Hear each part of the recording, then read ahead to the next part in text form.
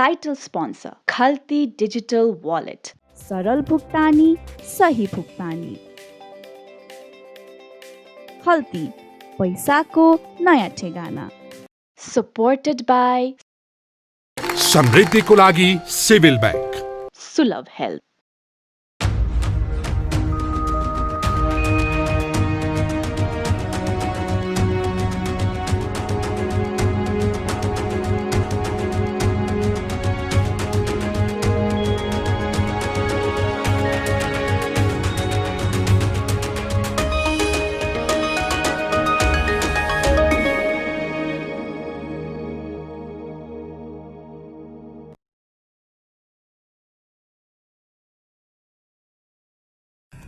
निराशाहरूले आशालाई हराएको बेला, सपनाहरूसँग आँखा डराएको बेला, म केही शब्दहरूले फरक त पार्न नसकुला, अँध्यारो रात माझ जुनेली त भर्न नसकुला, तर मैले जिन्दगी झैँ चट्टानको कठोरता देखेको छु। त्यो कठोरता फोडेर उम्रिएको पिपलको बिरुवा देखेको छु। त्यो बिरुवा रुख भएको देखेको छु।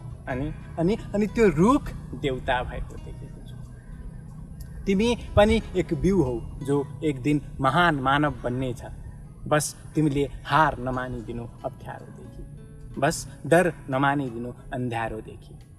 जिन्दगीले दिएको पीरमा यी शब्दका भिडहरूले औषधि त नगर्लान्, समस्याहरू नटार्लान्, तर मैले सुनसान रातमा लाखौँ तारा बीच अकेलो जुन देखेको छु। एक्लै भए पनि हाँस्न सक्नेले दुनियाँ उज्यालो पार्दो रहेछ।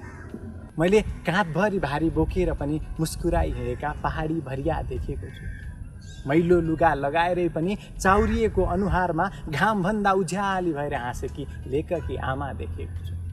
जिन्दगीको ठन्डीमा न्यानो भर्न सक्ने एउटा घाम मान्छेभित्र पनि हुँदो रहेछ। जति अँध्यारो भए पनि औँसी सधैँ रहँदैन, जति खराब भए पनि परिस्थितिहरू सधैँ दोहोरिरहँदैनन्। तिमी त त्यो यात्री हौ जसले दुनियाँ देख्नु छ। यात्राका कथा फर्किएर फेरि दुनियाँलाई नै सुनाउनु छ।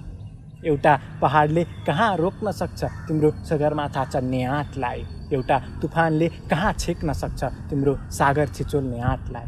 बस तिमीले अहिलेको थकानलाई सधैँभरिको कमजोरी नठानिदिनु। आँट्नेले साथ शिखर उक्लिन्छ, तिमीले यति कहिले पनि नबिर्सिनु। जताततै बाधा नै बाधाले घेरेका बेला, आफ्नै मनले आफैलाई नटेरेका बेला, लक्ष्यहरू धमिला छाया जस्ता देखिएका बेला, म केही शब्दहरूले तिम्रो निराशा मेटाउन त नसक्ला, तर मैले बताससँग जुधिरहेको सानो चरी देखेको छु। कलिला पखेटाहरूले उचाइ छुन खोजिरहेको, भुरीमा गुण भत्किएका ढुकुरका जोडा देखेको छु। फुटेका अन्डा र टुटेका त्यान्द्राहरूमा घर खोजिरहेका। हेर, एउटा हार त केवल एक पलको हो, तिमीले त सिङ्गो जीवन बिताउनु छ। मैले आँखाभरि आशा बोकेर परदेशी छोरो पर्खिरहेका बुढा बा देखेको छु। लाहुर गएको छोरोलाई स्वेटर बुनेर कुरी बसेकी बुढी आमा देखेको छु। आशाले मरुभूमिमा पनि रुख उमार्न सक्दो रहेछ। आशाले जस्तो गहिरो घाउ पनि भर्न सक्दो रहेछ। तिमी त एउटा योद्धा हौ, विजयी हुनु छ तिमीले जिन्दगीको युद्धमा। बस केही हारहरूलाई सधैँको पराजय नठानिदिनु। लड्नेले नै त हो हार्ने, हारेर पनि हार नमान्नेले नै त हो इतिहास रच्ने। हराएका बेला डराएका बेला, हराएका बेला डराएका बेला, सपनासँग रमाउनु पर्ने रातहरूलाई भयले मन पराएका बेला। यी केही शब्दहरूले सजिलो त नपार्लान्, तर जीवनले साथ दिउन्जेल, आत्माले आँट गरुन्जेल म हरेक कोसिस गर्नेछु। जहाँ जहाँ म पछारिएको थिएँ त्यहाँ पुगेर तिमीले पनि लड्न नपरोस्। जहाँ जहाँ मेरा सपनाहरूले चित्त दुखाएका थिए त्यहाँ बसेर तिमीले पनि रुन नपरोस्। भोलि म हराएर गए पनि यी शब्दहरू सधैँ तिम्रा हिम्मत बन। यही आशमा म एक सास भाव छोडिरहेछु। कतै डराएर एक्लै पर्दा पछाडि बसिरहेको सानो मान्छेका लागि, सपनाको पुकार नसुनी कतै एक्लै गुम्सिएर डराइ बसेको अर्को प्यारो मान्छेका लागि, र उ जस्तै हजारौँ कलिला कलिला मान्छेहरूका लागि। मेरा लागि यहाँ कोही छैन भनेर कहिले नसोच्नु। म जस्तो यहाँ कोही पहिले थिएन भनेर नसोच्नु। यहाँ सबै उस्तै हो। यहाँ सबै तिमी जस्तै छन्। तिमीले बस अब दोहोरिनु छैन सधैँ चाहिँ। भविष्य तिम्रो स्वर्णिम इतिहास लेख्न पर्खिबसेछ। तिमीले बस आँट गरिदेऊ एक पटक, तिमीले बस हिम्मत गरिदेऊ अन्तिम पटक, तिमीले बस हिम्मत गरिदेऊ अन्तिम पटक।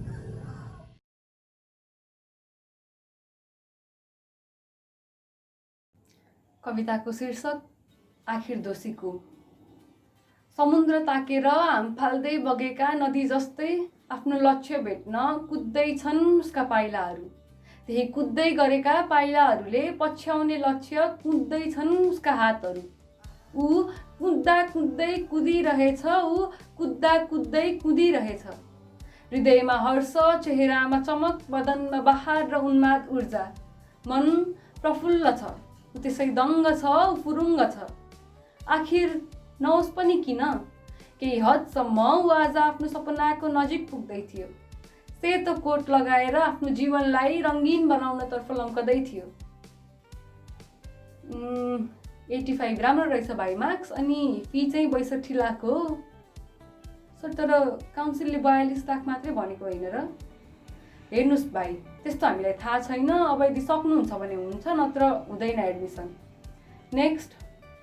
ऊ स्तब्ध, मुहार धमिलियो अनि मन नमिलियो। सपनाको 4 व्हिलर सँगसँगै उसको बोलीमा पनि ब्रेक लाग्यो। प्रतिरोध गरेर बोल्न सकेन, शब्द भेटेन या हिम्मत जुटेन। सायद हिम्मत पुगेन होला, किनकि सम्पूर्ण साहस त उसले अघि नै खर्चेको थियो। बाले 20औं वर्षमा बल्ल तल्ल सम्पत्तिको नाउँमा खडा गरेको यो घर नै धितो राखेर भए पनि म डाक्टर नै पढ्छु भन्न जुटाएको थियो। बितेका 2 वर्षदेखि आफ्नो आँखालाई छात्रवृत्ति कोटामा आफ्नो नाम नदेखे पनि ती रङ्गीन सपना देख्न चाहिँ नछोड्नु है भन्न जुटाएको थियो। तर अपवाद आँखा अघिको त्यो रङ्गीन सपना पलभरमै रङ्गहीन भइदियो। लिएको घाँस मुखमा लाँदा भुइँमा खसे झैँ अन्जुलीबाटै चुइएर सकियो उसका सपना पनि। मन गरौँ भएर के गरौँ नगरौँ भयो, मन गरौँ भएर के गरौँ नगरौँ भयो। मनमा क्रोध, त्रास, हीनताबोधको आँधी बेरी चल्यो। वर्षौँदेखि भित्र हुर्किरहेको त्यो सपनाको रुख गर्ल्याङमै ढल्यो। चुलिँदै गरेको त्यो प्रगतिको दीपशिखा झ्याप्पै निभ्यो र सबै अँध्यारो देख्न थाल्यो। ऊ आत्तिन्छ, ऊ अतासिन्छ, भोलिका बारे आत्तिन्छ, ऊ घोरिन थाल्छ, गल्ती खोज्न थाल्छ, ऊ दोषी खोज्न थाल्छ। 70 मात्रै आएर पनि स्कलरसिपमा पढ्न पाएको तल्ला घरे नेताको छोरा रमेश परियारलाई सम्झदा ऊ आफ्नै ब्राह्मण बाबुलाई दोषी देख्छ। यहाँ सबै लाचारीले कठ्याङ्ग्रिएका छन् र देउता पनि दन्केको आगो नै खोज्छन् भन्ने जान्दै पनि हरेक दिन उसका नाममा 2 जोर मात्र बत्ती बालिदिने आमालाई दोषी देख्छ।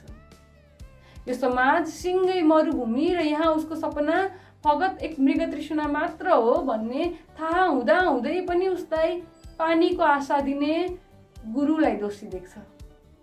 बायोलोजी ल्याबमा भ्यागुता चिर्दा मान्छे चिर्ने आँट राख्ने ऊ आफ्नै हातहरूलाई दोषी देख्छ। एउटा गरिब परिवारमा जन्मिएर पनि डाक्टर बन्ने महँगो सपना देख्ने ऊ आफ्नै नयनलाई दोषी देख्छ। ऊ आफ्नै सपनामा दोष भेट्छ, ऊ आफ्नै साधनामा दोष भेट्छ, ऊ आफैलाई दोषी देख्छ, ऊ आफैलाई धिक्कार्न थाल्छ। अन्ततः कायरता भनौँ या कायलता, आफ्ना उद्रिएका सपनाहरूबाट उसले आफ्नै लागि आत्महत्याको दाम्रो बुन्छ। धन्यवाद।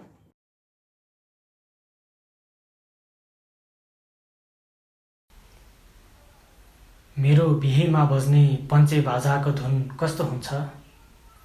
मेरा लागि बज्न सहनाईले नाइ त भन्दैन नि है।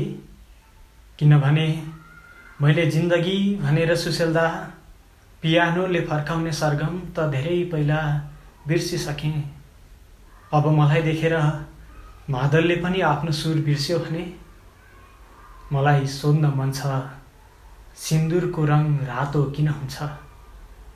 बेहुली बन्नलाई रातै लाउनुपर्छ हो?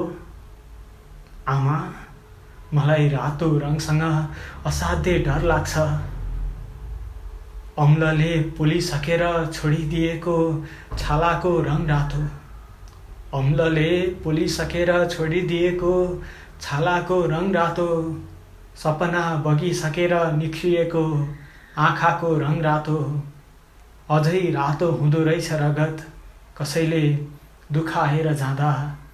मलाई चिन्ने मेरो तस्बिर कसैले लुकाएर जाँदा।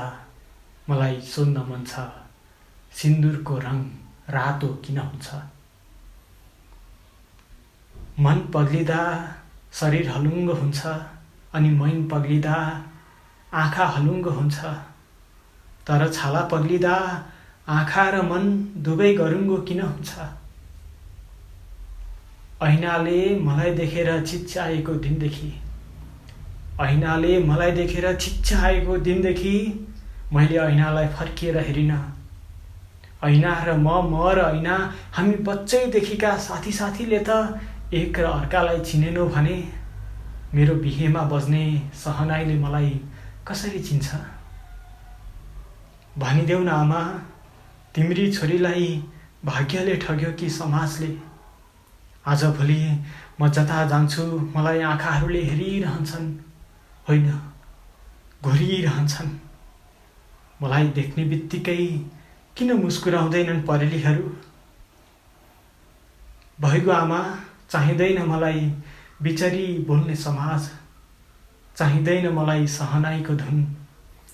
रङ उडेको जिन्दगीमा अब रातो रङको के अर्थ छ र? आमा, यदि तिम्रो धर्मले मान्छ भने मलाई यो जन्मदिनमा बुर्का उपहार देऊ न है। तिम्री छोरी फेरि एकचोटि जन्मिन चाहन्छे।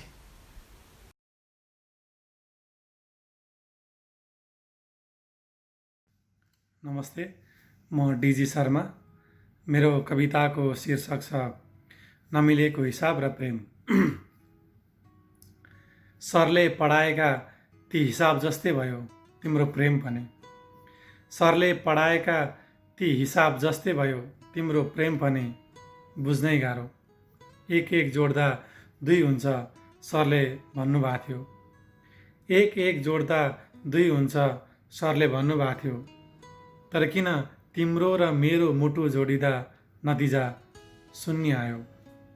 कि त मैले गलत बुझेँ, कि त मैले गलत बुझेँ, कि त सरले प्रेम पढाउन जान्नु भएन। सरले यो पनि भन्नुभएको थियो, हिउँ चिसो हुन्छ आगोले पोल्छ। सरले यो पनि भन्नुभएको थियो, हिउँ चिसो हुन्छ आगोले पोल्छ। तर तिमीले छोडेर गएपछि मलाई आगोले पोल्न छोड्यो। हिउँ तातो लाग्न थाल्यो, पानीले प्यास मेटिन छोड्यो। कि त मैले गलत सुने, कि त मैले गलत सुने, कि त सरले प्रेम बुझाउन जान्नु भएन। आखिर केमा गएर ठोकियौ तिमी? आखिर केमा गएर ठोकियौ तिमी? जहाँ ठोकिएपछि तिमीलाई मेरो भएर बस्न मन लागेन। यही छातीमा टेकाएर तिमीलाई शिखर पुर्याएपछि तिम्रो पैताला बिजाए मलाई। आखिर कहाँ पुगेपछि बदलियौ तिमी? आखिर कहाँ पुगेपछि बदलियौ तिमी? जहाँ पुगेपछि तिमीलाई मेरो भएकोमा पछुतो लाग्यो। आखिर कहाँ पुगेर थिचियो हाम्रो प्रेम? आखिर कहाँ पुगेर थिचियो हाम्रो प्रेम? जहाँ पुगेपछि फेरि कहिल्यै उठ्न सकेन। हाम्रो सम्बन्ध ढलेकै बेला अर्को कोही आयो र तिमीलाई मात्रै उठाएर लग्यो। हाम्रो सम्बन्ध ढलेकै बेला अर्को कोही आयो र तिमीलाई मात्रै उठाएर लग्यो। मेरो त कामना यति छ कि तिमीले अब उबाट कहिल्यै थिचिनु नपरोस्। किनभने आफ्ना ठानेकाहरूले थिचेपछि मान्छे फेरि उठ्न नसक्दो रहेछ। यति बेला म आफ्नै प्रेमको बन्द कोठाभित्र थुनिएको छु। यति बेला म आफ्नै प्रेमको बन्द कोठाभित्र थुनिएको छु। जहाँ भित्ताभरि तिम्रै यादहरू छन्, भुइँभरि तिम्रै यादहरू आँसु बनेर पोखिएका छन्। झ्यालमा तिम्रै यादहरूको पर्दा लागेको छ। टोकामा तिमीले ताला लाएर गएकी छौ। भित्र म निसासिएको छु, भित्र म निसासिएको छु। जति सक्दो चाँडो मलाई बाहिर निस्किनु छ। तर बहुत दुःखले बनाएको आफ्नै घरको भित्ता भत्काएर म कसरी बाहिर निस्क्यौँ? अब तिमी आफै भन त काली, अब तिमी आफै भन त काली, चाबी लिएर कहिले आउँछौ? मलाई त यस्तो लाग्छ तिम्रो मान्छेको एउटा आँखा निकालेर त्यसमा एउटा आँखा मेरो लगाइदिनु पर्ने। मलाई त यस्तो लाग्छ तिम्रो मान्छेको एउटा आँखा निकालेर त्यसमा एउटा आँखा मेरो लगाइदिनु पर्ने। तिमीलाई हेर्ने आधा अधिकार मलाई पनि त छ। तिम्रो मान्छेको एउटा कान निकालेर त्यसमा एउटा कान मेरो टाँसिदिनु पर्ने। तिम्रो मान्छेको एउटा कान निकालेर त्यसमा एउटा कान मेरो टाँसिदिनु पर्ने। तिम्रो गुनासो सुन्ने आधा कर्तव्य मेरो पनि त हो। तिम्रो मान्छेको एउटा ओठ निकालेर त्यसमा एउटा ओठ मेरो लगाइदिनु पर्ने। तिम्रो मान्छेको एउटा ओठ निकालेर त्यसमा एउटा ओठ मेरो लगाइदिनु पर्ने। तिमीलाई प्रेम गर्ने आधा मन मलाई पनि त छ। तिम्रो मान्छेको एउटा हात निकालेर त्यसमा एउटा हात मेरो जोडिदिनु पर्ने। तिम्रो मान्छेको एउटा हात निकालेर त्यसमा एउटा हात मेरो जोडिदिनु पर्ने।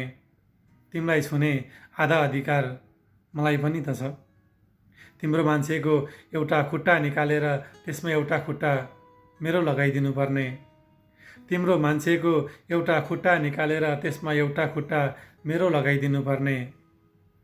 खुट्टा भोकाएर निदाउने आधा मन मलाई पनि त छ। मलाई त यस्तो लाग्छ तिम्रो मान्छेको हरेक 2 अङ्गमध्ये एक एक अङ्ग मेरो होस्। मलाई त यस्तो लाग्छ तिम्रो मान्छेको हरेक 2 अङ्गमध्ये एक एक अङ्ग मेरो होस्। किनभने तिमीलाई मेरो भन्ने आधा अधिकार मलाई पनि त छ। धन्यवाद।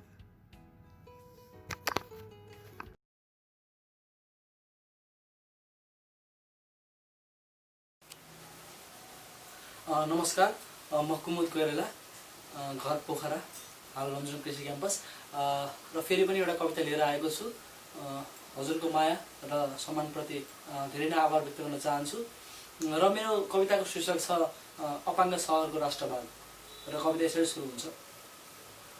फुलबुट्टे जेब्रा झोलाको देब्रे भागमा राखेको छु एउटा बट्टामा। फुलबुट्टे जेब्रा झोलाको देब्रे भागमा राखेको छु एउटा बट्टामा। वर्षौँ अघिदेखि थिचेर राखेका अमिला रहरहरू अर्को बट्टामा राखेको छु। यो जिन्दगीलाई समयको मदानीले घ्यार पारेर निस्किएका थोरै अनुभवहरू। त्यही फुलबुट्टे झोलाको दाहिने कुनामा राखेको छु। त्यही फुलबुट्टे झोलाको दाहिने कुनामा राखेको छु। दुःखका बर्खाहरूमा पनि बाँचेका तर अलि छिप्पिएका बाँका सपनाहरू। अनि राखेको छु अलि सम्हालेर चबाइरहन मन लाग्ने एक गान आमाका सम्झनाहरू। अनि राखेको छु अलि सम्हालेर चबाइरहन मन लाग्ने एक गान आमाका सम्झनाहरू। पहिरिएर बाहिर च्यातिएको मन छातीभित्र देश राखेको छु। हिँडेको छु किन्नलाई देशका आँखा बन्दाकी राखेर गाउँको अनुहार। हिँडेको छु किन्नलाई देशका आँखा बन्दाकी राखेर गाउँका अनुहार। देशलाई देशभित्रको देश देखाउन अनि लिएर सँगै हिँडेको छु परदेशका पाइलाहरूको डोब। च्यातिएको खुसीहरूको आक्रोश अनि अपाङ्ग सपनाहरूको विद्रोह। बलिसीको खाबुमुनि सुतिरहेको बालकको भविष्यले हल्लाइरहेको छ कोरको मेरो विदाईमा। अनि चौतारा मुनि कुरिरहेछन् एक वृद्धका सुस्केराहरूले सुखद अन्त्यको सुरुवात। अनि चौतारा मुनि कुरिरहेछन् एक वृद्धको सुस्केराहरूले सुखद अन्त्यको सुरुवात। यी सहरका सागुरा गल्लीहरूमा हिँड्दा रहेछन् अनेक थरी मान्छे। यी सहरका सागुरा गल्लीहरूमा हिँड्दा रहेछन् अनेक थरी मान्छे। साम्यवादको छडी बोकेर हिँडिरहेको देख्छु दृष्टिबिनहरू। अनि देख्छु हिँडिरहेका हुन्छन् केही जमात पुँजीवादको ब्रेल बोकेर। चिया पसलमा भेटिन्छन् जिब्रो नभएकाहरू जो लगाउँछन् गफ समाजवादको स्वादको। चिया पसलमा भेटिन्छन् जिब्रो नभएकाहरू जो लगाउँछन् समाजवादको स्वादको गफ। यिनीहरूलाई थाहा पनि छैन कसैले भाँचिसकेको छ साम्यवादको छडी, च्यातिसकेको छ पुँजीवादको ब्रेल अनि तितो बनाइसकेको छ समाजवादको स्वाद। अनि पड्काइरहेछन् ताली नेपालवाद धरौटी राखेर स्वस्तिक छाप ऋण लिएकाहरू। अनि पड्काइरहेछन् ताली नेपालवाद धरौटी राखेर स्वस्तिक छाप ऋण लिएकाहरू जो किन्दैनन् दूरबीन पनि अनि देख्दैनन् भोकहरूको शोक अनि शोकहरूको क्रान्ति जो अनि देख्दैनन् भोकहरूको शोक अनि शोकहरूको क्रान्ति। म दिनभरि गोजीमा राष्ट्रवाद बोकेर बेलुकी भर्छु भोकको खुत्रुके। म दिनभरि गोजीमा राष्ट्रवाद बोकेर बेलुकी भर्छु भोकको खुत्रुके। म रातभरि बोक्छु घरको अनिद्रा अनि पाउँछु काला सपना आफ्नै आँखा मुनि। म रातभरि बोक्छु घरको अनिद्रा अनि पाउँछु काला सपना आफ्नै आँखा मुनि। ढाड बलियो नभएसम्म चढाउन नहुने रहेछ राष्ट्रवादले आफ्नो बोही।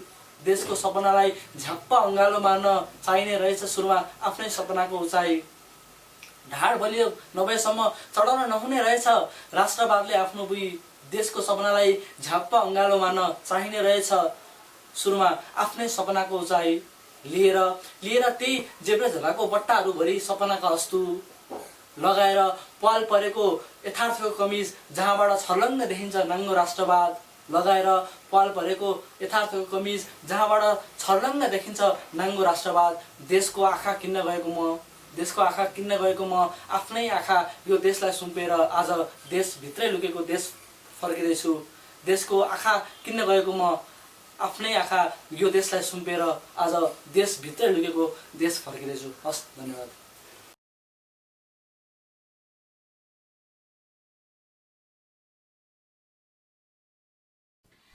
This fine summer day on May, I'm gazing up at the sky.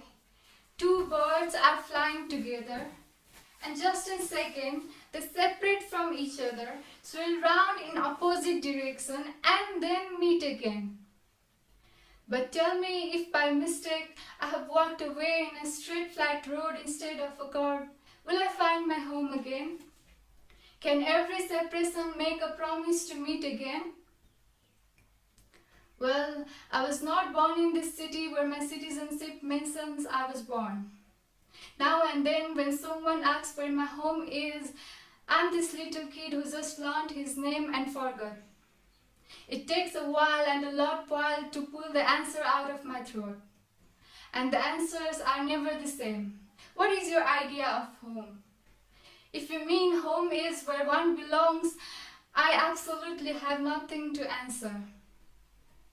I'm one raindrops among those many who have lost their way home and are clinging to electric wires instead of falling back to the ground. Back to where I was born, happiness was splashed with white clay on the walls of every house, and that was how we children knew there was some occasion to celebrate. It did not matter what the occasion was, but in no time we gathered to fly kites, running and jumping around the field, and finally cut them loose. It was believed that kites would take all our torments and sufferings with them. Now I think of all those kites must have fled to this city. And now I see kites everywhere, in the streets, in tall skyscrapers, in the temples, in the crowd, in the city lights. However, I do not belong to these city lights. I'm not a city girl to my core, neither a village girl. Even after all these years, I'm not yet adapted to noise of the city. I'm still struggling to find comfort in clothes that do not cover my knees, but I cannot wrap myself in furry either. I cannot swallow my pain with gulp of wine like youths in bar do these days. Neither I can carry my pain with loads of fodder in a doku. And if I'm not a city girl enough, if I'm not a village girl enough, what am I to these places? Where do I belong? Nevertheless, with time, I have learned to jot down my inner self in a poem. And every time I write a poem like this, there is someone else pointing out this is not a language that belongs to my tongue. I know, I'm sorry, but my poems find home in this language. And if by any means home is where heart is, my heart is still locked in a small hut with thatched roof where no one lives anymore. Often when someone brings this home down my memory lane, my heart cracks open like the walls of that hut, and I become the wildflowers blooming out of those cracks, reaching out for the warmth of sunlight, reminding myself once more to believe that I belong down here, to the earth, where ashes of my dead bones and muscles, after floating down the river, will meet in the soil someday. And I belong here, forever this way.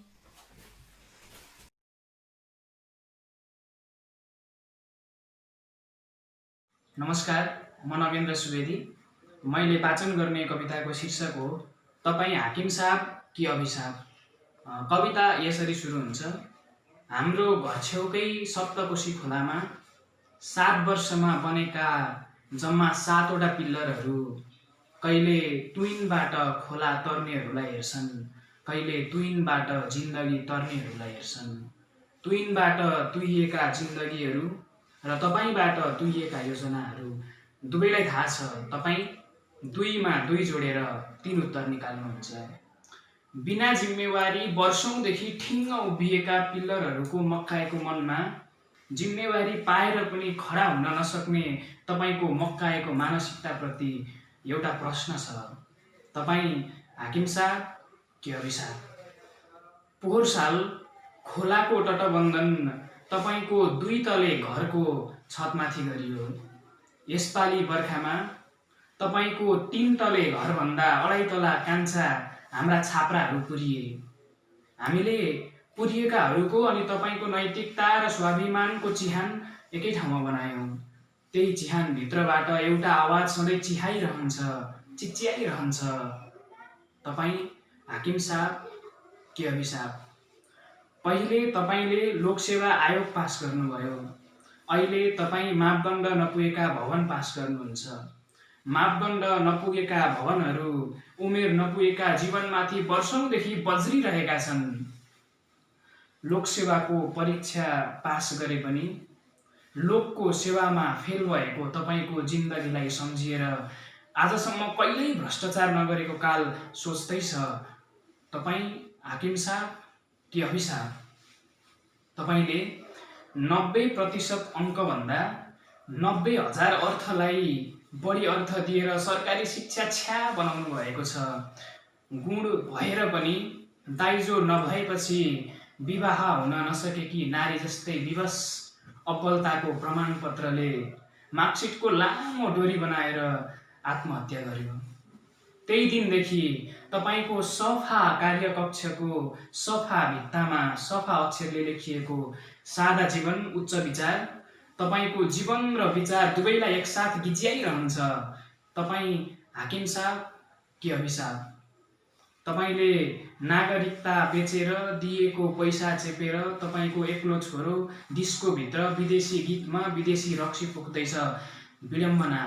बेचिएको नयाँ नागरिकता राष्ट्रिय झण्डाको नयाँ भेषकट्टु लाएर गोठालामा वनभित्र राष्ट्रिय गीतमा मनको बह पोख्दैछ।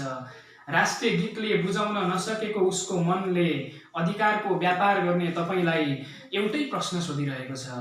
तपाईँ हाकिम साहब कि अभिशाप? अब हरेकले चलाउनु छ आवाजको एउटा एउटा तीखो बाण, जसले यत्र तत्र डुलिरहेको भ्रष्टाचारको भयानक भकुण्डोलाई एकैचोटिमा फुटाउन सकोस् र सदैव गतिशील बनाउनु छ सुशासनको रथलाई युवा जोसको चक्का लगाएर, ताकि कुनै पनि हाकिम साहब अभिशाप बन्नु नपरोस्। धन्यवाद।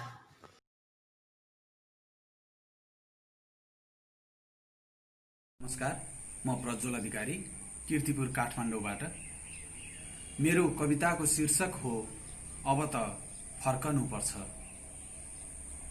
अब त म फर्कनुपर्छ, अब त म फर्कनुपर्छ।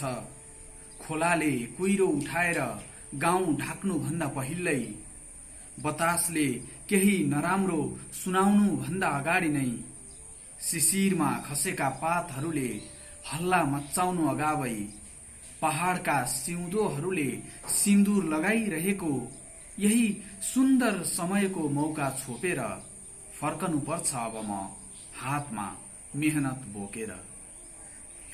बाघहरू गर्जिनु भन्दा अगाडि नै पुग्नै पर्छ म त्यहाँ, जहाँ मैले छोडेर आएको छु नाबालक सपनाहरू। घोडाहरू डराएर भाग्नु भन्दा पहिल्यै पुग्नै पर्छ म त्यहाँ, मैले राखेर आएको छु उनीहरूको ढाडमा भाग्य। चराहरू आत्तिएर तितर बितर हुनु अगावै पुग्नै पर्छ म त्यहाँ, मैले उनीहरूकै गुणमा छोडेर आएको छु समय। मैले अलिकति ढिला गरेँ र त्यता आमाले अन्तिम श्वास लिइन् भने, म सक्दिन आफूले आफैलाई माफ गर्न।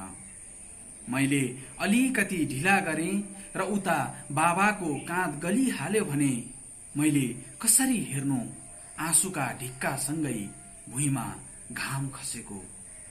मैले त जोगाउनु छ बागमती सभ्यता, मैले त जोगाउनु छ बागमती सभ्यता। निकालिदिनु छ माछाको घाँटीमा अड्केको प्लास्टिक। पिपलका पातहरू टकटक्याएर निसासिएकी उनीलाई फेराउनु छ चिरायुको श्वास। नदीका गोडामा बाँधिएको फोहोरको साङ्लो काटेर दौडाउनु छ एउटा अविछिन्न म्याराथन। यो सबै भुलेर केही बेर निस्कन ढिला भयो भने, उदाउनेछ घाम र गिज्याउनेछ मलाई। मैले पत्ता लगाउनु छ अग्ला रुखहरूमा फरफराइरहेको झण्डा कसको हो। किन सदियौंदेखि बन्द छ इतिहासको ढोका, कसको अपहरणमा परेको छ शान्ति। भगवानका मूर्तिहरूमा टल्केको पसिना कसको हो। न्यायालय पछाडि कसले लुकाएको हो रगत लागेको फरिया। यी सबैको उत्तर खोज्न बिर्सेर उदासीन बनेर यतै भुले भने, वर्तमानले कोर्रा लगाउने छ र भविष्यले धिक्कार्ने छ। मैले कुल्चेका बाटोका घाउहरू पुर्नु छ, मैले कुल्चेका बाटोका घाउहरू पुर्नु छ। सर्पका फूलहरू जोगाउँदै सचेत गराउनु छ मुसाहरूलाई। बालेर आएको छु एउटा दियो उतै, बालेर आएको छु एउटा दियो उतै। बेलैमा पुगेर तेल थप्नु छ।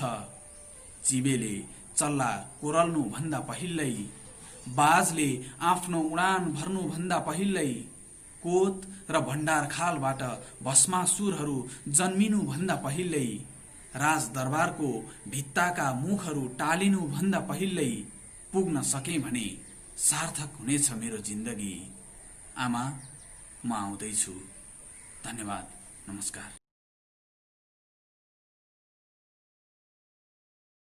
नमस्कार, म निरज दाहाल झापाबाट। मेरो कविताको शीर्षक छ आमा नभएको घर। म कविता सुरु गर्छु। आमा नभएको घर। कठोर हृदय बनाएर डाक्टरले बुवालाई सोध्नेछ, 2 मा 1 बचाउन सकिन्छ, कसलाई बचाइदिउँ, छोरीलाई कि आमालाई? भक्कानिएर बाले भन्नुहुन्छ छोरीलाई। बुवाले श्रीमती गुमाउनु भनेको चल्दै गरेको खुट्टा काट्नु जस्तै हो। बुवाले श्रीमती गुमाउनु भनेको चल्दै गरेको हात गुमाउनु जस्तै हो। धड्किरहेको मुटु रोक्नु जस्तै हो। फेर्दै गरेको सास छेक्नु जस्तै हो। कि हो एकाएक आँखा चिम्लनु जस्तो? के हो बुवाले श्रीमती गुमाउनु भनेको? छोरीले आँखा खोल्दा आमा नदेख्नु भनेको के हो? यस्तै प्रश्न संसारमा धेरै छन्, जवाफ केवल एक थोपा आँसु हुन सक्छ। शब्दमा आमा अट्नु भनेको संसार खुम्छनु हो।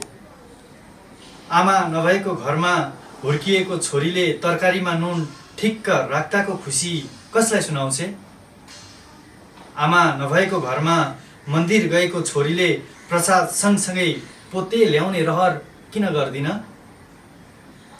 सिक्वा लिप्दै जाँदा एउटा कुनो छुट्न सक्छ, सिक्वा लिप्दै जाँदा एउटा कुनो छुट्न सक्छ। यहाँ छुट्यो भनेर बुवा रिसाउनुहुन्छ कि नै? सिक्वा लिप्दै जाँदा पानी र गोबरको मात्रा मिलेपछि सिक्वा सुन्दर देखिन्छ। त्यो सिक्वामा हिँडिरहँदा बुवाले वाह भन्नुहुन्छ कि हुँदैन? बुवाले केही नभनेको महसुस गरेर निराश अनुहार बनाएर आमाको फोटो राखेको भण्डार कोठामा आमा हेर्न त्यो छोरी भर्याङको लिस्नो छाड्दै कतिपटक दौडिन्छे। पहिलोपटक रजस्वला भएको बेलामा बुवालाई सुनाउने हिम्मत त्यस छोरीलाई हुन्छ कि हुँदैन? पहिलोपटक रजस्वला भएको बेला बुवालाई सुनाउने हिम्मत त्यो छोरीलाई हुन्छ कि हुँदैन? रजस्वला भएको बेला बुबाले चुनेसीले कपडा काट्न नजान्दा छोरीले आमा सम्झिन्छे कि आमा सम्झेर रुन्छे? आमा नभएर बुवा मात्र भएको घरहरूमा प्रश्नहरू धेरै हुन्छन्। आमा नभएर बुवा मात्र भएको घरहरूमा प्रश्न धेरै हुन्छन्। बिहान समाचारमा बलात्कारको खबर सुनेको छोरीले बेलुकी सुत्ने बेलामा श्रीमती गुमाएर आफूलाई रोजेको बुबालाई शङ्खाको घेरामा कैद गरेर छोरीले आफ्नै घरको आफ्नै ढोकामा चुक्कुल लगाएर सुत्छे कि नै? कसले भनिदिन्छ मलाई विश्वासको अर्थ? धन्यवाद।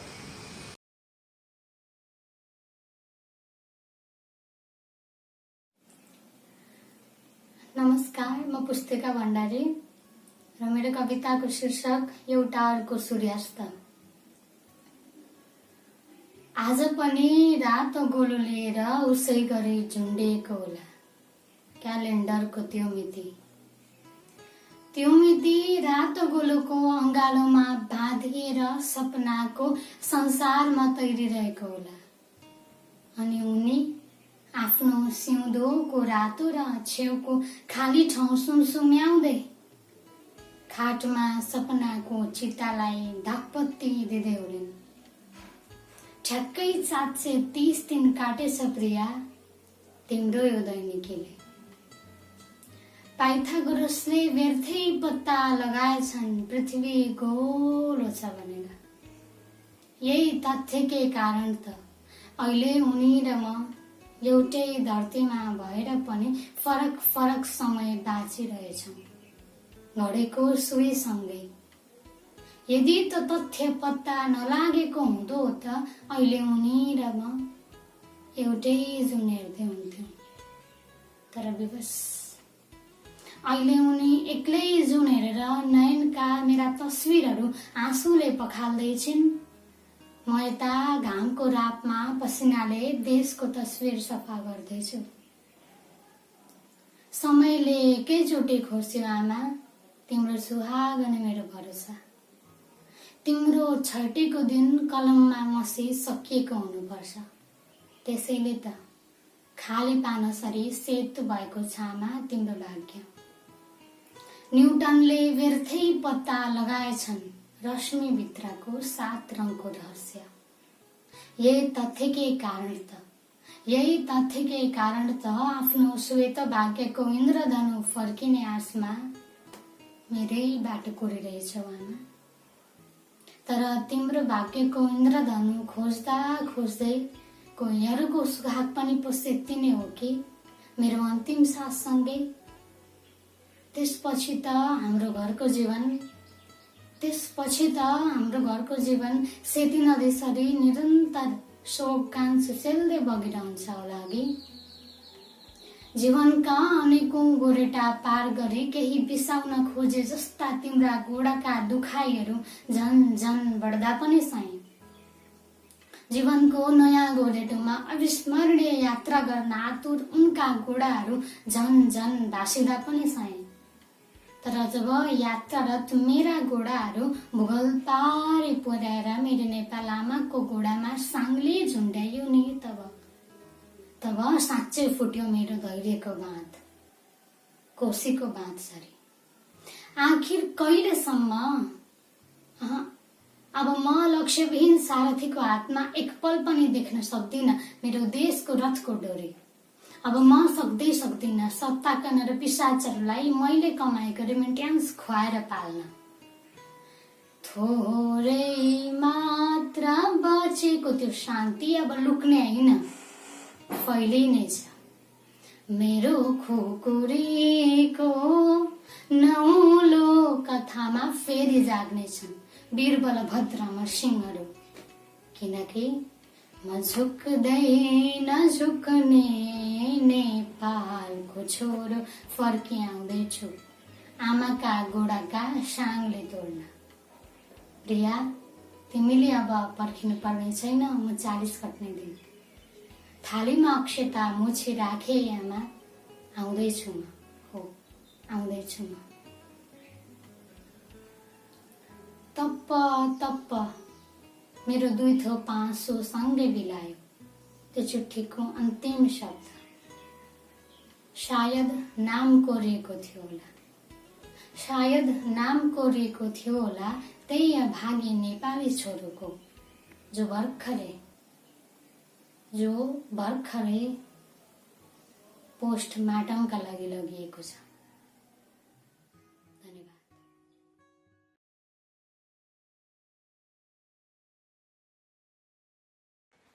नमस्ते, मेरो नाम राजेश श्रेष्ठ।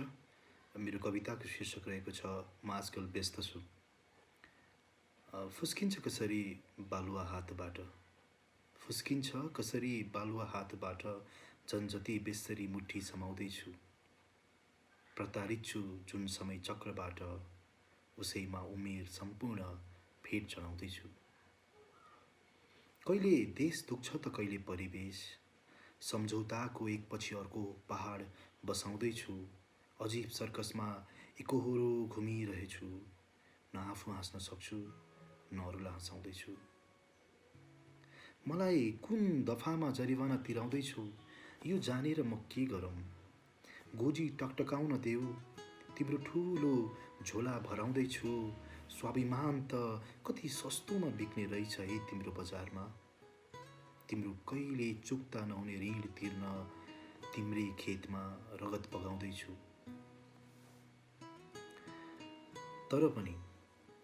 तर पनि आजकल व्यस्त छु कसैलाई निरन्तर माया गर्न। बस मसँग भेरीका ढुङ्गाहरूसँग छाती ठोकेर सुकेका रुखका हाँगा झै तैरने साहस छैन मालिक। मसँग भेरीका ढुङ्गाहरूसँग छाती ठोकेर सुकेका रुखका हाँगा झै तैरने साहस छैन मालिक। त्यसैले जात रङ घरको उचाइ हेरेर बल्ल कसैलाई मन पराउँदैछु। जानु अघि एकचोटि आफ्नै सम्झेर अँगालो मार्छौ कि भनेर तिमीले, जानु अघि एकचोटि आफ्नै सम्झेर अँगालो मार्छौ कि भनेर तिमीले। केही वर्ष भयो म छालामा सेतो रङ लगाउँदैछु। कोही कसरी झुन्डिएर मर्न सक्छ होला खै, कोही कसरी झुन्डिएर मर्न सक्छ होला खै। यी मरेर जानेहरूको ब्याङ्क स्टेटमेन्ट मगाउँदैछु। केही गर्छु भन्दै हिँड्दै रहेछन्, केही गर्छु भन्दै हिँड्दै रहेछन्। टोलमै लोपन्मुख ठिटाहरू सब फटाहरूलाई खाडीतिर धपाउँदैछु। तिम्रो भवितव्य उन्नतिका मन्तव्य सुन्न पाउँदिन होला यो पालि। तिम्रो भवितव्य उन्नतिका मन्तव्य सुन्न पाउँदिन होला यो पालि। म दिनभर एक हुल स्थानीय भेडा चराउँदैछु। तिमी भन्दा राम्रो कलाकार को बन्न सक्छ, तिम्रा हनुमानजीहरू बीच एउटा रोचक प्रतियोगिता गराउँदैछु।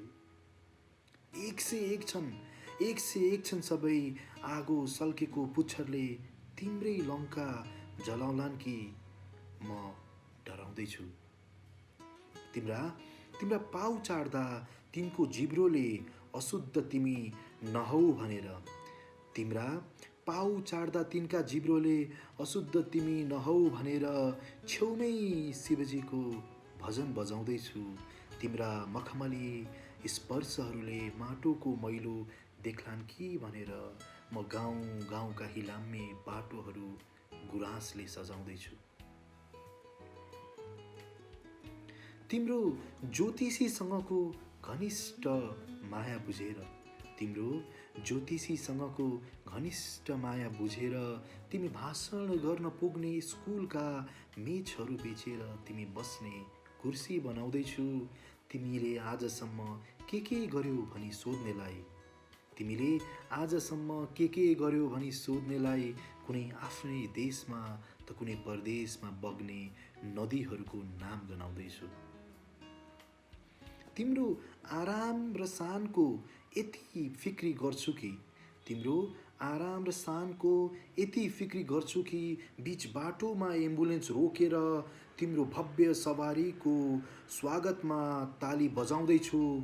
तिम्रो विरुद्धमा उठ्छ कोही कतै मसालको झिल्को मात्र बनी, तिम्रो विरुद्धमा उठ्छ कोही कतै मसालको झिल्को मात्र बनी। म मेलम्चीको पानीको फोहराले एक एकला लडाउँदैछु, म मेलम्चीको पानीको फोहराले एक एकला लडाउँदैछु। मलाई काला पानी र लिपुलेखको प्रलोभन नदेखाऊ मेरो देश, मलाई काला पानी र लिपुलेखको प्रलोभन नदेखाऊ मेरो देश। म सुस्तामै सुस्तरी हराउँदैछु। मलाई मास्क लगाएन भनेर यसले कोरोना फैलायो नभन। यति बेला म सडकमा एक छाक निस्तो भातका निम्ति कराउँदैछु। कसले भन्छ खाडी सुक्खा छ भनेर, कसले भन्छ सुक्खा छ खाडी भनेर। तिमी उब्जिन्छौ सोचेर उता, म यता मरुभूमिमा आँसुले सागर बगाउँदैछु। किस्तामा खोस्यो सपना कसरी यो सहरले, बुढा बुबालाई फोनमा हिसाब पढाउँदैछु। तिम्रो अतिरञ्जित कुरा सुनेर होला लगेज ठिक्क पार्दै गरेका प्रभु रामलाई मन्दिरभित्रै बस्न मनाउँदैछु। तिमी जस्तै जिद्दी रहेछन् तिम्रा भगवान पनि। सीताजीलाई कुमारित्व सहित फिर्ता ल्याउने अहिले जुक्ति लगाउँदैछु।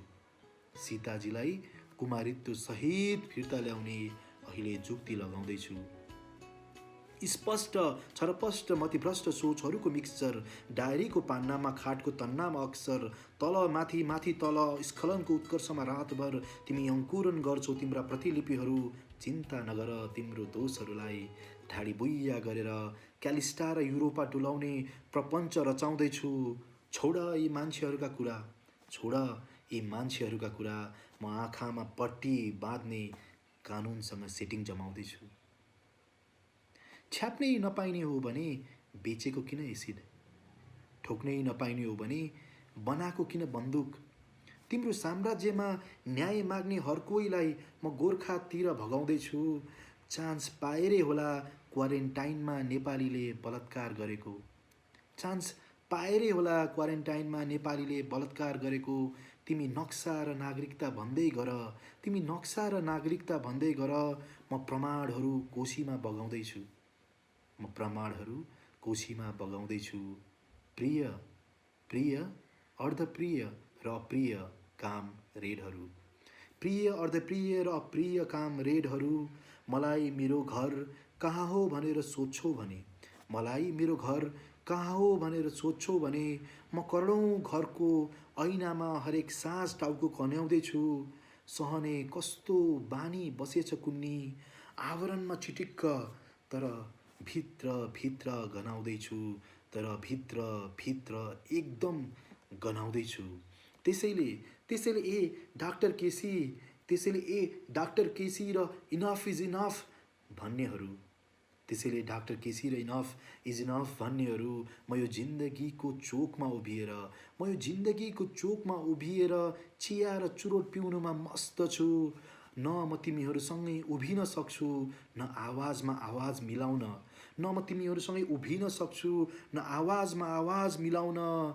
माफ गर, म आजकल व्यस्त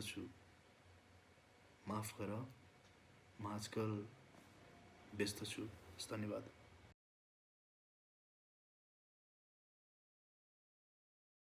नमस्ते, म एके राज पौडेल, पोखरा, हाल बानेश्वर काठमाडौँ। मेरो कविताको शीर्षक छ भुइँ मान्छेको गीत। जन्मिँदै शिरमा सजिएर बाँचिरहेको स्वाभिमान, जन्मिँदै शिरमा सजिएर बाँचिरहेको स्वाभिमान पराईको पोल्टामा पोखिएपछि बिरानो बन्दो रहेछ आफैलाई धरतीमा अभिन सिकाएको माटोको सुगन्ध। जन्मिँदै शिरमा सजिएर बाँचिरहेको स्वाभिमान पराईको पोल्टामा पोखिएपछि बिरानो बन्दो रहेछ आफैलाई धरतीमा अभिन सिकाएको माटोको सुगन्ध। भुइँ मान्छेको विश्वासको मतले, भुइँ मान्छेको विश्वासको मतले बलिया बनेका पखेटा पहिरिएर आकाश छोइसकेपछि, भुइँ मान्छेको विश्वासको मतले बलिया बनेका पखेटा पहिरिएर आकाश छोइसकेपछि अस्ति भर्खर भुइँ छोडेको अगुवाको कानसम्म आई नपुग्दै कतै हावामा बिलाउँदो रहेछ आवाजविहीनहरूको आवाज। जिन्दगीका अप्ठ्याराहरूसँग कर्मठ पाखुराले लडाईँ लडेको मजदुर, जिन्दगीका अप्ठ्याराहरूसँग कर्मठ पाखुराले लडाईँ लडेको मजदुर भोकसँग हारेर एक चोर बेजोडी चप्पलको भरमा राजमार्गको बाटो लम्किरहेको देख्छु। जिन्दगीका अप्ठ्याराहरूसँग कर्मठ पाखुराले लडाईँ लडेको मजदुर भोकसँग हारेर एक चोर बेजोडी चप्पलको भरमा राजमार्गको बाटो लम्किरहेको देख्छु। गुलियो चिनी भएर उखु, गुलियो चिनी भएर उखु चियाको चुस्की भइसक्दा पनि, गुलियो चिनी भएर उखु चियाको चुस्की भइसक्दा पनि पौरख र पसिनाको मूल्य नपाएर, पौरख र पसिनाको मूल्य नपाएर मण्डलामा उभिएर किसानले नुनिला आँसु झारेको देख्छु। सिमानाको माटोले सदियौँदेखि देशको मनचित्रभित्र हुनु र मानचित्रभित्र नहुनुको कारण खोजिरहेको देख्छु। सिमानाको माटोले सदियौँदेखि देशको मनचित्रभित्र हुनु र मानचित्रभित्र नहुनुको कारण खोजिरहेको देख्छु। देशको आँगनमा भइरहेका यी तमाम दृश्यहरूको साक्षी बनेर, देशको आँगनमा भइरहेका यी तमाम दृश्यहरूको साक्षी बनेर कसरी लेख्न सक्छ एउटा कविले माया, प्रेम, मिलन र बिछोडको गीत।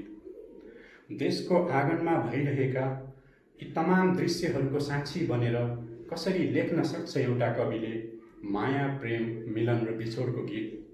मलाई त यति बेला देशको हृदयभित्र गुन्जिरहेका रङ्गी बिरङ्गी धुनहरूमा शब्द भर्ने रहर छ मनको मसी पोखेर। मलाई त यति बेला देशको हृदयभित्र गुन्जिरहेका रङ्गी बिरङ्गी धुनहरूमा शब्द भर्ने रहर छ हृदयको मसी पोखेर। धन्यवाद।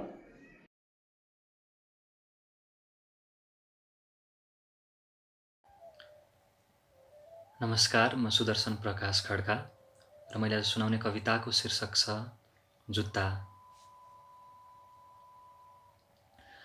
टन्टलापुर घाममा आकाश जत्रो बोझ बोकेर हिँड्दै गर्दा नाङ्गो खुट्टाले एउटा मोडमा मिल्दो जुत्ता भेट्यो। पट्यार लाग्दो लामो यात्रामा आकाश जत्रो रित्तोपन बोकेर हिँड्दै गर्दा जुत्ताले एउटा मोडमा आफूलाई टम्म भर्ने गरेको खुट्टा भेट्यो। मानौ उनीहरू कहिले कतै कोहीसँग भेटिएकै थिएनन्, नभेट्नेछन् अब कहिले कतै अरू कसैलाई। मानौ लाखौँ जन्मलाई बाँधेको हो आफ्नो लेसले जुत्ताले खुट्टालाई, मानौ जुनीभरिलाई निर्धक्क टेकेको हो मचक्क खुट्टाले जुत्तालाई। खुट्टाले सजायो यदि कतै फाटी गए जुत्ता, मायाको धागोले सिलाइदिने एक फ्रेम सपना। जुत्ताले सजायो यदि कतै लरबराए खुट्टा, विश्वासको टेकोले थामिदिने एक रिल कल्पना। खुट्टा र जुत्ता निर्वाध फैलिए गल्लीहरूमा, मोडहरूमा, सडकहरूमा, सहरहरूमा, सपनाहरूमा। हिँड्दै गर्दा एउटा अँध्यारो गल्लीमा एउटा तिखो ढुङ्गा पस्यो जुत्ताभित्र र टक्क अडियो खुट्टा र जुत्ताको बीचमा। जुत्ता खुट्टालाई नमजाले बिजायो, खुट्टा जुत्तालाई नमजाले चस्कियो। खुट्टाले सोच्यो जुत्ताले तिखा काँडा उमार्दैछ, जुत्ताले सोच्यो, खुट्टाले पर्खाल लाउँदैछ बीचमा। जुत्ताले खुट्टालाई सोधेन, खुट्टाले जुत्तालाई सम्झिएन। अचेल अमिल्दो जुत्तामा जबरजस्ती उनिएको खुट्टा सम्झिन्छ पुराना गल्लीका पुराना डोबहरू, अनि सम्झिन्छ भर्खरै आफ्नो पैतालामा उठेका दुखाइका फोकाहरू।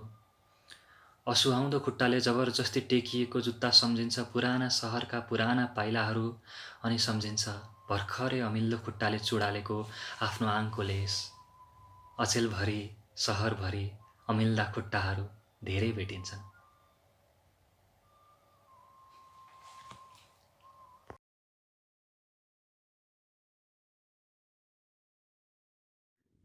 खै आज किन सम्झनाका पहाडहरू, किन शब्दका मालाहरू। न मसँग सास छ न शरीर, म त छैन अब, छँदै छैन अब कोसिस सबै बेकार छ। तिमीलाई लाग्यो होला खै किन गरेछ, अचानक आफैलाई खै किन मारेछ। भन्यो होला तिमीले पनि मान्छे त्यति नराम्रो थिएन, तर म भनौँ तिमीलाई आफ्नै सास रोक्न सजिलो पनि थिएन। जब म भित्रको रामलाई रावणले हरायो, जब आशा लुक्यो कतैतिर निराशाले घर पायो, जब आफ्नै इन्द्रिय आफैमाथि हावी हुन थाले अनि हिम्मतका कथा बिर्सी गलत कदम चाल्यो। म कसरी बुझाउँ तिमीलाई उठ्नै मन नलाग्ने दिनहरू, बोल्नै मन नलाग्ने पलहरू, आफै भित्र एउटा शैतान हुर्किरहेको, हरेक दिन चिन्ता बढिरहेको। खै किन सोधेन कसैले, आजकल किन हाँस्न छोड्यो, बोलाउँदा नाइ भन्दैन थियो, आजकल किन आउन छोड्यो। किन अचेल कम बोल्छ, किन अलि धेरै एक्लिन्छ। देख्दै देखेन कसैले कि देखेर पनि नदेखे जस्तो गरे, सुन्दै सुनेन कसैले कि सुनेर पनि नसुने झै गरे। आमा बुबा साथी भाइ नसम्झेको हुँदै होइन, साँच्ची भन्दैछु दिमाग जस्तो शैतानहरू केही छैन। है तिमीले किन बुझेनौ, नदेखिने भगवान छन्, नदेखिने माया छ, के नदेखिने रोग हुँदैन। शरीरको दुखाइ जाँचिन्छ यहाँ, तर मनको किन लुकाइन्छ। महिनौदेखि चिन्तामा हुँदा हेरचाह हुँदैन, अलि बढी पेट दुख्दा चाहिँ औषधि किन खाइन्छ। किन बुझ्दैन कसैले, दुखाइ अलि धेरै भएपछि दिमागलाई पनि उपचार चाहिन्छ। म त सक्दिनँ अब, सक्दिनँ अब, मेरो त संसार नै अर्कै छ अब, म त सक्दिनँ। तर तिमी भइदेऊ न उसैसँग जो अलि टुटेको छ, जो अलि आत्तिएको छ। भइदेऊ न साथी उसको, लगिदेऊ न उपचारलाई, भनिदेऊ न तिमी उसलाई। समय खराब हुन्छन् होला, तर समय परिवर्तनशील छ। समयलाई अलि समय दिन भनिदेऊ न उसलाई, गरिदेऊ न अलि धेरै धेरै माया। गएपछि होइन, ऊ जानुभन्दा अघि।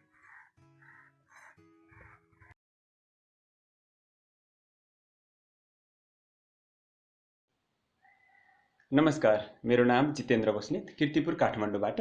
मेरो कविताको शीर्षक छ मानवता हराएको युग। यो कविता शार्दूल विक्रीडित छन्दमा रहेको छ र म यसलाई यसरी प्रस्तुत गर्दैछु।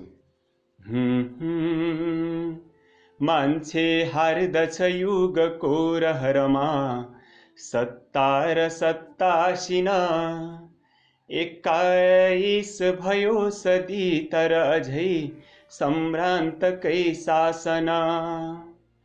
छाती मानवको छ शून्य भविता, मान्छे बने साधन। सिक्यौं के इतिहास बिर्सी अहिले आचार भो भञ्जन। आफ्नै सृष्टि र सिर्जना अछुत भो मातृत्व हार्दै यहाँ मान्छे स्वार्थ फुलाउने लगनमा अस्तित्व मर्दै यहाँ आफ्नै बाट चुडिन्छ मृदु मनसा फुल्दै नफुलिकन यस्तै तुच्छ विचारले मनुजमा विद्रूप भो चिन्तन पैसाकै चल खेल झेल घरमा घाटै पनि दौलत हे आमा किन रुन्छ मातृ ममता छि राष्ट्रका गौरव राष्ट्रै बेच्छ अमूल्य सिप पसिना सीमा कटाइजन भारी बोक्न लगाई ऋण महँगो खोज्दैछ विप्रेषण लड्दैछन् सपना अझै तुइनमा अल्झेर आशाहरू भोको आँगन रुन्छ पाली चुहिँदा छैनन् भरोसाहरू सत्तामा अनगिन्ती राग महिमा समृद्धिका छन् कुरा खोक्रा चिन्तनका हजार सपना बाँडेर के हुन्छ र मान्छेमा जब हुन्छ खोट नियति स्वर्गै नरक बन्दछ हाम्रो राष्ट्रियता विखण्डन भई विश्वासको मान्दछ पुज्दै पत्थरमा नखोज भगवान मान्छे स्वयं ईश्वर एउटै भाव र आशको जिजीविसा सम्मान गर्दै गर एउटै भाव र आशको जिजीविसा सम्मान गर्दै गर एउटै भाव र आशको जिजीविसा सम्मान गर्दै गर। धन्यवाद।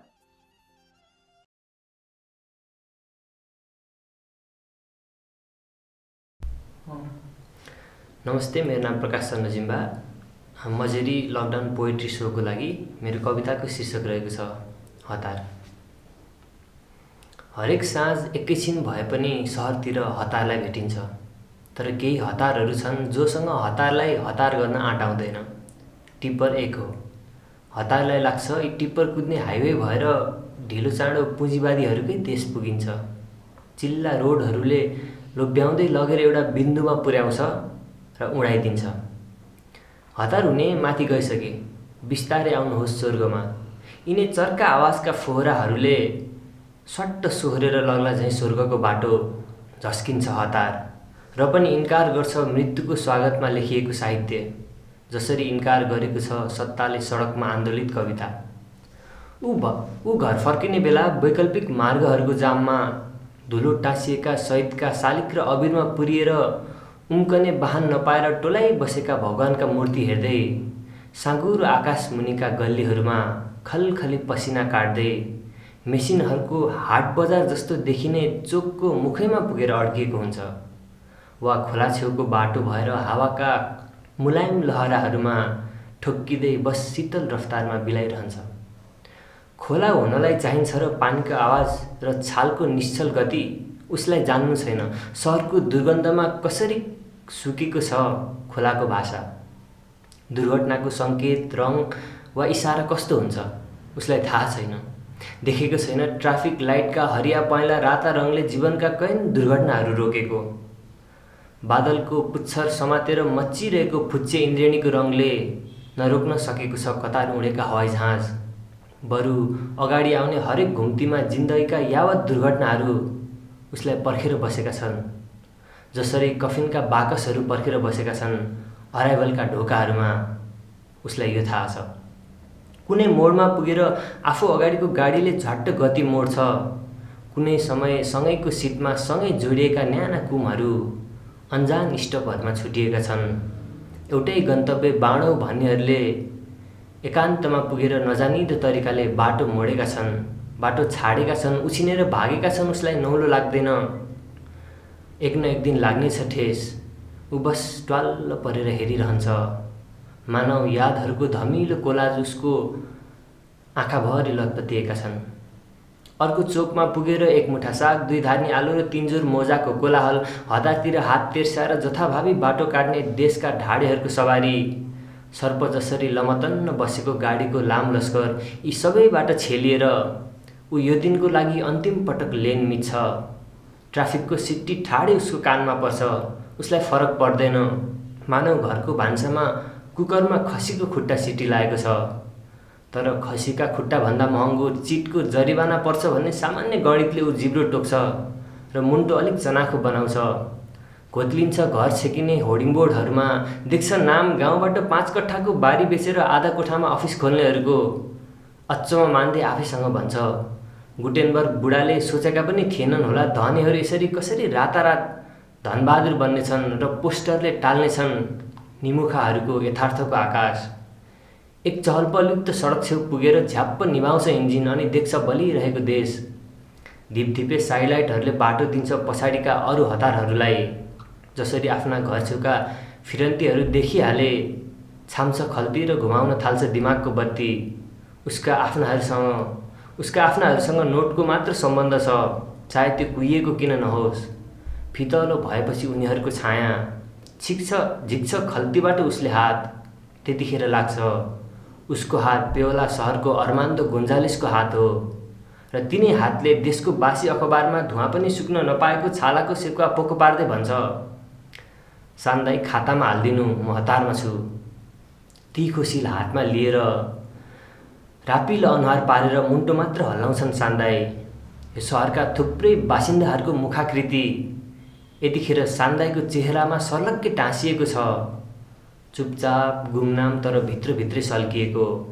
हतारलाई थाहा छैन कुन दिन देशको छातीमा नराम्ररी गाडिनेछ सान्दाईको हातको तीखो सुइरो र छरपष्ट हुनेछ अन्धकारभित्र हुरहुराइरहेको अनुहारहरूको भुङ्रो। यसरी जथाभावी छ्यालब्याल पोखिँदा पनि देश हाँक्ने गाडीको सिसाबाट कहिले देखिँदैन हतार। तिनै गाडीका पाङ्राबाट छचल्किने छिटा जति मात्र हो उसको उचाइ। घरिघरि सोच्ने गर्छ, यी छिटा लागुन् बरु राष्ट्रवादको टोपी लगाएर देश हाँक्नेहरूको शिरमा। र उसले बिहान मात्र फेरेको कमिज जस्तो धमिलो र मैलो देखियो सगरमाथा। सबैभन्दा ढिलो घर पुग्दा हतारका आँखा अगाडि सर्लक्कै तेर्सिन्छ अधुरा अपुरा सपनाका ड्राफ्टहरू, हुन नसकेका चिज, रातभन्दा लामा लामा लिस्टहरू, बाँकी कोठा भाडा र घरबेटीको अनुहार, रित्तिन लागेको सिलिन्डरको तीखो गन्ध, हप्तौँदेखि भिजाएर राखेको सिरकको खोल, आधा बाल्टी पानी र पानीमा पखालिन नपाएको पसिनाको पर्खाल जस्तो उसको सिङ्गो शरीर। हतारलाई कहिलेकाहीँ लाग्छ सपनाहरू पो धेर भयो कि। धेर भएका एन्जाइटी र डिप्रेसनको जोड घटाउ गर्दा गर्दै बितिसकेको उसको आधा उमेरलाई बुढेसकालले पत्र लेख्न थालिसकेको छ। इन्सोमेनियाको औषधि उसलाई सबैभन्दा बढी मन पर्दैन। निन्द्रालाई पनि आइज भनेर झकझक्याउनु पर्ने। आखिर जति हतार गरे पनि निन्द्रा ढिलो आउने रहेछ। हतार बिहान भएपछि मात्र निदाउँछ। धन्यवाद।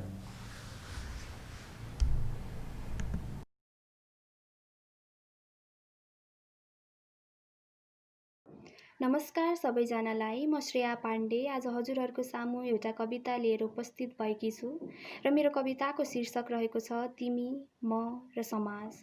मेरो कविता यस प्रकारको छ। रातो टीका सँगसँगै आमाको आँसु र बाबाको आशा, भविष्यका कथा कोर्न कापी र जिम्मेवारीका गाता, यी सबै बोकेर रहरले होइन करले सहर पसेकी मैले, यी सबै बोकेर रहरले होइन करले सहर पसेकी मैले, बाबाको ऋणको ठुलो झोलाबाट अलिअलि समाधान झिक्दै त थिए, फुकको चिउरा र चियाले छाक टारी जसोतसो यो सहरमा टिक्दै त थिए, आमा बुवाको मुहारमा खेल्दै गरेको त्यो अलिअलि मुस्कान हेरी म पनि भर्खर भर्खर मुस्कुराउन सिक्दै त थिएँ। यी सारा जिम्मेवारीले थिचेको बेसारा मैले तिमीलाई कसरी इसारा दिन सक्छु? यी सारा जिम्मेवारीले थिचेको बेसारा मैले तिमीलाई कसरी इसारा दिन सक्छु? कपालमा रातो धागो र शरीरमा लामो कुर्ता लगाई ब्रह्माण्ड नै देउता ठान्ने मैले कसरी रूपको घमण्ड गर्न सक्छु? तर तिमीले त आफ्नै कल्पनाका पाना पल्टाई खै के सोचिसकेका रहेछौ। मेरो जिन्दगी नै बर्बाद पार्न तिमीले त तेजाब नै रोजिसकेका रहेछौ। ए महापुरुष, तिमी नै भन न, तिमी किन यसरी बारम्बार मेरै आफन्तलाई जलाइरहन्छौ? ऊ बेला तिम्रो मृत शरीरसँग चितामा चित्कार गर्दै चल्ने मेरी आमा थिइन्। दाइजोको नाउँमा मट्टीतेल खनाई जिउँदै आगोको रापले जल्ने मेरी बहिनी थिइन्। पावरको गलत फाइदा उठाई सरकारकै गाडीमा लगी झाडीमा जलाउँदा चल्ने मेरी दिदी थिइन्। र आज तिम्रो स्वार्थ पुर्याउन नसक्दा तेजाबले पोलिएर जल्ने चाहिँ म हुँ। मेरो शरीर प्लास्टिक सरी एक एक गरी जलिरहँदा तिम्रो भित्री मनले तिमीलाई सराप्दै केही पनि बोलेन। अनि समाज छोटो कपडा लगाउँदा केटा साथी बनाउँदा पोल्ने तिमीलाई आज म तिम्रै सामु लाचार भई जलिरहँदा तिमीलाई अलिकति पनि पोलेन। जम्मा त यसरी भएका थियौ मानौ त्यहाँ कसैको अखडा थियो, तर मेरा लागि खडा चाहिँ कोही थिएनन्। कठै बिचरा भन्ने त अथाह थिए, तर अस्पताल लानुपर्छ भनेर थाहा हुने चाहिँ कोही थिएनन्।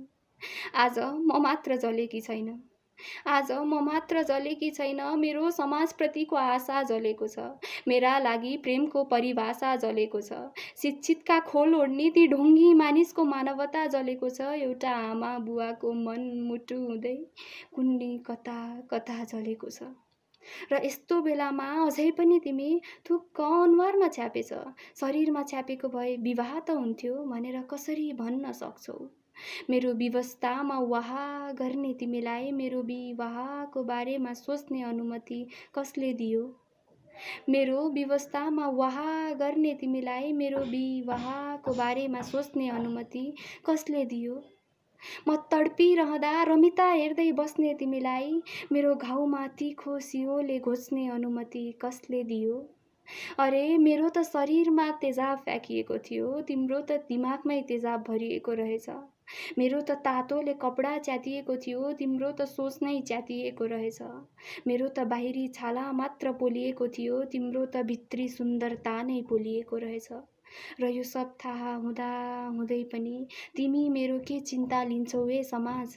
तिमी भन्दा त म पो सक्षम रहेछु। देब्रे गाला र बाहिरी छाला जले के भो त? देब्रे गाला र बाहिरी छाला जले के भो त? म त आफै भित्र रहेको सुन्दरता चिन्ने पो भएछु। अनि तिमी मबाट प्रेमको अपेक्षा राखेको तिमीले आज मेरो शरीरको पीडालाई उपेक्षा गर्दैछौ। तर भोलि जब कोही तिम्रो छोरीलाई पनि तिमी जस्तै आशिक आई एसिड छ्याप्दा, तर भोलि कोही तिम्रो छोरीलाई पनि तिमी जस्तै आशिक आई एसिड छ्याप्दा तिमी पक्कै त्यसको विरोध गर्नेछौ। तिमीलाई जति खुसी हुनु छ आजै हुनु, तिमीलाई जति खुसी हुनु छ आजै हुनु, किनकि भोलि तिम्रो छोरीको दोषी पनि तिमी जसरी नै सोर्स र फोर्सले छुट्दा तिमी पनि म जस्तै पल पल जिउँदै मर्नेछौ। याद राख, तिमी पनि म जस्तै पल पल जिउँदै मर्नेछौ। धन्यवाद।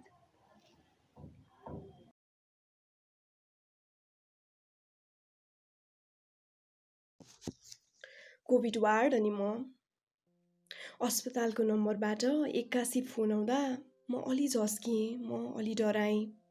अस्पतालको नम्बरबाट 81 फोन आउँदा म अलि झस्किएँ, म अलि डराएँ। आशा गरे अनुरूपै फोनको आवाजमा भनियो, सिस्टर तपाईँको ड्युटी भोलिबाट कोभिड वार्डमा। आशा गरे अनुरूपै फोनको आवाजमा भनियो, सिस्टर भोलिबाट तपाईँको ड्युटी कोभिड वार्डमा। सुन्न साथ मेरो सास बढ्न थालेछ। सुन्न साथ मेरो सास बढ्न थालेछ, धड्कन बढ्न थालेछ, दिमागमा शून्यता छाएछ, आँखामा आँसुहरू भरिएछन्। युद्धमा लड्दै गर्दा, सेवा गर्दा गर्दै आफ्ना धेरै साथीले देह त्यागेको थाहा हुँदा हुँदै युद्धमा लड्दा लड्दै सेवा गर्दा गर्दै आफ्ना धेरै साथीले देह त्याग गरेको थाहा हुँदा हुँदै जाऊ लड भनेर एक्कासी भन्दा हर कोही सिपाहीको मन आत्तिन्छ। मेरो पनि मन नआत्तियोस् कसरी, मेरो पनि मन नआत्तियोस् कसरी, मेरो शरीर नकापोस् कसरी, मेरो धड्कन नबढोस् कसरी। फेरि यो युद्धमा त म एक्लै जाँदै छैन, यो युद्धमा त म एक्लै जाँदै छैन, मेरो परिवारलाई पनि साथमा लिएर जाँदैछु। यो युद्धमा त म एक्लै जाँदै छैन, मेरो परिवारलाई पनि साथमा लिएर जाँदैछु। आकाशका ताराहरूलाई बादलले छेक्दा परबाट हावाको बहाव आई, आकाशका ताराहरूलाई बादलले छेक्दा परबाट हावाको बहाव आई। त्यो बादललाई हटाएपछि ती ताराहरू फेरि चम्किए झैँ मेरो मनमा छाएको पीडाको बादल हटाउने हावारूपी शब्द थिए मेरी आमाका शब्दहरू। आकाशका ताराहरूलाई बादलले छेक्दा परबाट हावाको बहाव आई, त्यो बादल हटाएपछि ती ताराहरू फेरि चम्किए झैँ मेरो मनमा छाएका पीडाको बादल हटाउने हावारूपी शब्द थिए मेरी आमाका शब्दहरू। यो तेरो लागि सेवाको ठुलो अवसर हो, तैँले गर्नै पर्छ।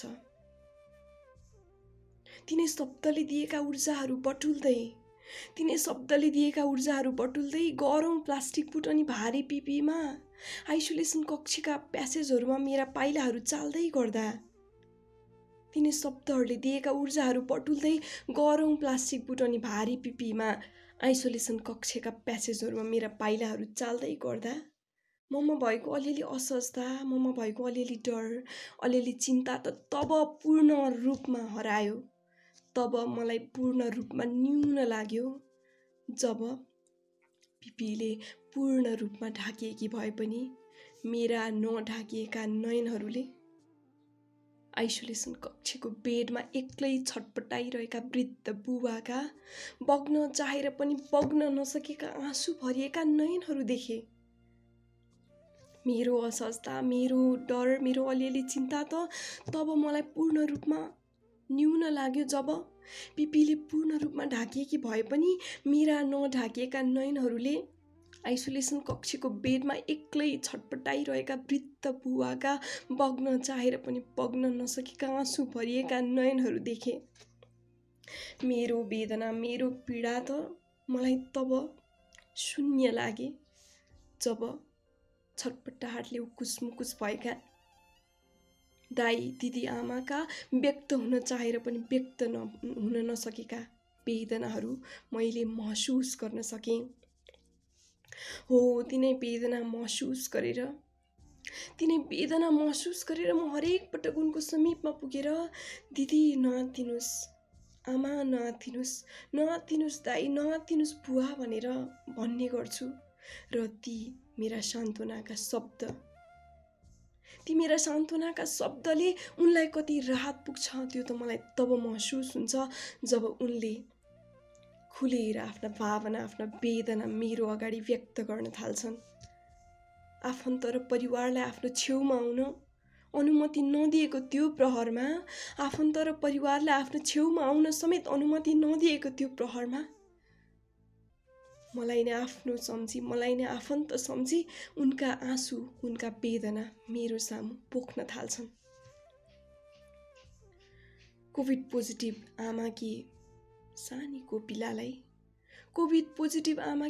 कोपिलालाई जन्मना साथ मेरो भरमा छोडिँदा ती सानी कोपिलालाई ल्याक्टोजिन खुवाउँदा खुवाउँदै उनको विकार सफा गर्दा गर्दै उनलाई चाहिए अनुसार तातोपना दिँदा दिँदै उनको रोदन सुन्न साथ जसङ्ग हुने मेरो मुटुमा गाडा बनी बसिदिन्छ त्यो भविष्यको ठुलो मान्छे।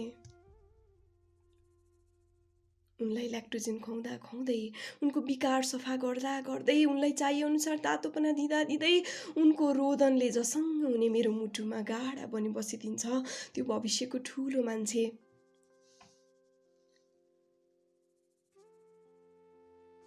उनी सबका वेदनाहरू कम गर्ने कोसिसमा हर प्रहर लागि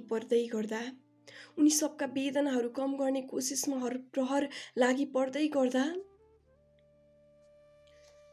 पिपी लगाइरहँदा मेरो शरीरबाट बगेका पसिनाका थोपाहरू भन्दा बढी घन्टौँ पिपी लगाइरहँदा मेरो शरीरबाट बगेका पसिनाका थोपाहरूभन्दा धेरै गुणा बढी गरौँ प्लास्टिक बुटमा हिँडिरहँदा जति पटक मेरा पैतालाहरू दुखाइयो त्योभन्दा धेरै गुणा बढी घन्टौँ लगाएर फेस मास्कहरूले मेरो अनुहारमा बनाएका रेखा र दागहरूभन्दा धेरै गुणा बढी खुसी मलाई तब प्राप्त हुन्छ जब रिपोर्ट राम्रो आएको खबर सुनाएपछि ती दुःखका आँसु भरिएका आँखाहरूमा एकाएक खुसीका फूलहरू फुल्न थाल्छन्। घन्टौँ लगाएर फेस मास्कहरूले मेरो अनुहारमा बनाएका रेखा र दागहरू भन्दा बढी धेरै गुणा बढी खुसी मलाई तब महसुस हुन्छ जब रिपोर्ट राम्रो आएको खबर सुनाउन साथ ती दुःखले भरिएका आँखाहरूमा खुसीका फूलहरू फुल्न थाल्छन्। म भोलि बाँचौँला नबाँचौँला थाहा छैन, म भोलि बाँचौँला नबाँचौँला थाहा छैन, तर ती वृद्ध बुवाका सम्झनाहरूमा म थोरै भए पनि बाँचेँ होला। आइसोलेसन कक्षबाट निको भई फर्किएका दाई दिदी आमाका खुसीहरूमा म थोरै भए पनि बाँचेँ होला। जन्माउन साथ मेरो भरमा आफ्नो बच्चा छोडिदिएकी ती आमाको ममता र स्नेहका केही भागहरूमा म थोरै भए पनि बाँचेँ होला। यो युद्धमा संलग्न असंलग्न हर कोहीका स्मरणहरूमा, यो युद्धमा संलग्न असंलग्न हर कोहीका स्मरणहरूमा म थोरै भए पनि बाँचेँ होला। धन्यवाद।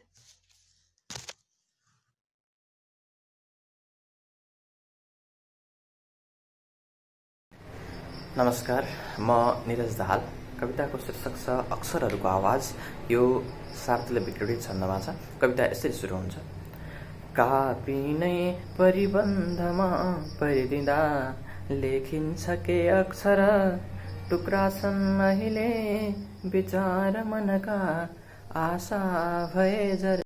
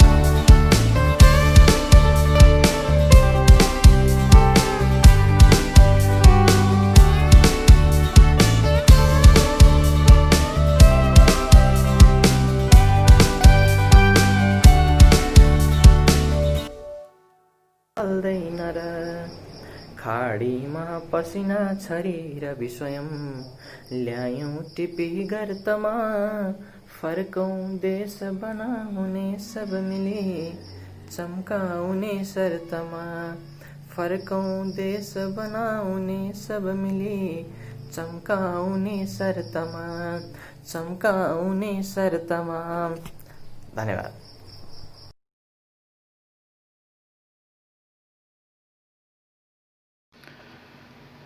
नमस्कार, म कृष्ण विश्वकर्मा, घर चितवन भरतपुर, हाल संयुक्त अरब एमिरेट्स। एउटा कविता वाचन गर्न चाहदैछु। मेरो कविताको शीर्षक छ भत्किनु। भत्किनु, नासिनु, बिग्रनु मात्रै होइन रहेछ, न हो रहेछ केवल कुरूप देखिनु। हेर्नुहोस् त कोपिलामा पुष्पदलहरू भत्केपछि कति सुन्दर देखिन्छन् हरेक फुलहरू। भत्किनु विलयपछिको उदय पनि त हो। जसरी क्रूर शासक दरबार भत्केपछि सासे झुपडीहरूमा छाउँछन् उमङ्ग, जसरी भत्केपछि मै अग्लो हुँ भन्ने बुढो रुखहरू भुल्नेछन् भुइँ बुट्यानहरूले होचो अग्लो हुनुको कुटिल भाष्य। जसरी भत्केपछि हरेक जातीय अहमहरू बन्न सक्छ हर कोही बुद्धकै प्रतिबिम्ब। म सोच्थेँ भत्के भने खण्डहर भइजाउँला, भत्के भने अश्रुदह भइजाउँला। ए छुत मान्छे, तिम्रो विभेद र दलनले भत्किँदै म त भइगएछु आगोको फुल। धन्यवाद।